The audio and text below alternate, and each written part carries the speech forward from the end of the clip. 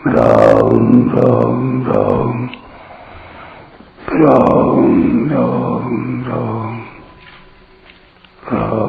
राम राम नारायण नारायण।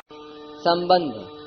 अभी तक जो परमात्म विषयक वर्णन हुआ है उस सब की एकता करते हुए अनन्य भक्ति के विशेष महत्व का वर्णन आगे के 2 श्लोकों में करते हैं।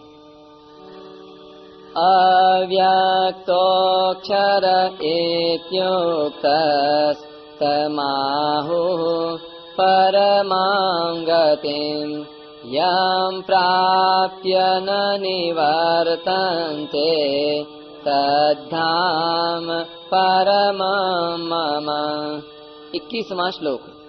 उसी को अव्यक्त और अक्षर कहा गया है और उसी को परम गति कहा गया है तथा जिसको प्राप्त होने पर फिर लौट कर नहीं आते वह मेरा परम धाम है।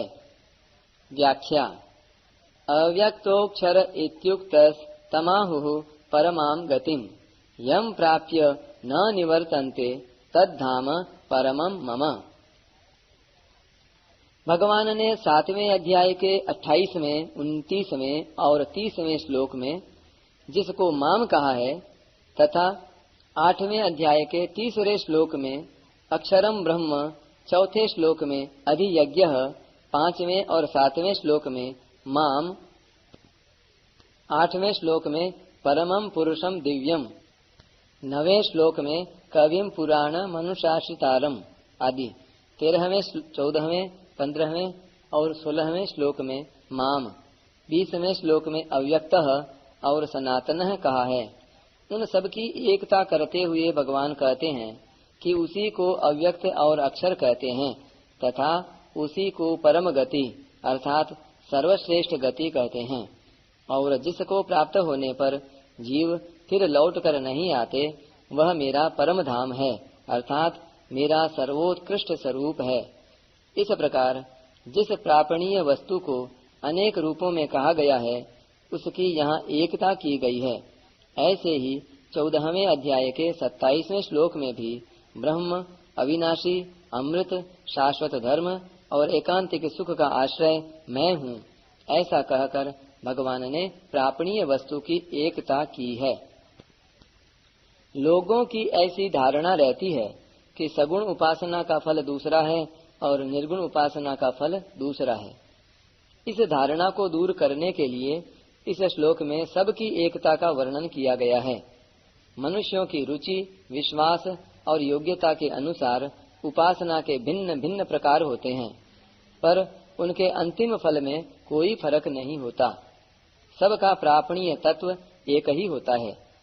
जैसे भोजन के प्राप्त न होने पर अभाव की और प्राप्त होने पर तृप्ति की एकता होने पर भी भोजन के पदार्थों में भिन्नता रहती है, ऐसे ही परमात्मा के प्राप्त न होने पर अभाव की और प्राप्त होने पर पूर्णता की एकता होने पर भी उपासनाओं में भिन्नता रहती है। तात्पर्य यह हुआ कि उस परमात्मा को चाहे सगुण निराकार मानकर उपासना करें, चाहे निर्गुण निराकार मानकर उपासना करें और चाहे सगुण साकार मानकर उपासना करें, अंत में सबको एक ही परमात्मा की प्राप्ति होती है।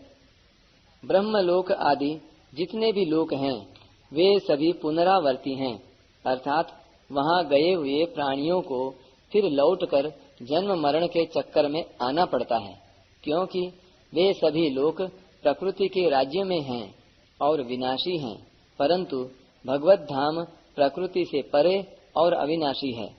वहां गए हुए प्राणियों को गुणों के परवश होकर लौटना नहीं पड़ता, जन्म लेना नहीं पड़ता। हाँ, भगवान जैसे स्वेच्छा से अवतार लेते हैं ऐसे ही वे भगवान की इच्छा से लोगों के उद्धार के लिए कारक पुरुषों के रूप में इस भूमंडल पर आ सकते हैं। परिशिष्ट भाव। अव्यक्त, अक्षर आदि नामों की पहुंच उस प्रापणीय तत्व तक नहीं है, कारण कि वह अव्यक्त, व्यक्त, अक्षर, क्षर, गति, स्थिति दोनों से रहित निरपेक्ष तत्व है। उसको प्राप्त होने पर जीव लौटकर नहीं आता, क्योंकि उसकी अवधि नहीं है।